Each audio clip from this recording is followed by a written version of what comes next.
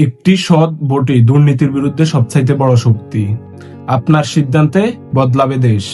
আজকের সঠিক ভোটই আগামী দিনের নিরাপদ বাংলাদেশ।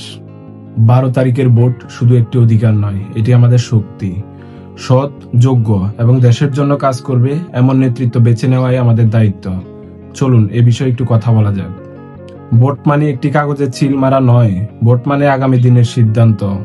নিজের বিবেক দিয়ে বেছে নিন, দেশের পক্ষে দাঁড়ান।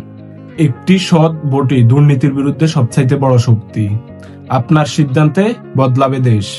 আজকের সঠিক ভোটই আগামী দিনের নিরাপদ বাংলাদেশ। চলুন সচেতন নাগরিক হিসেবে দায়িত্ব পালন করি।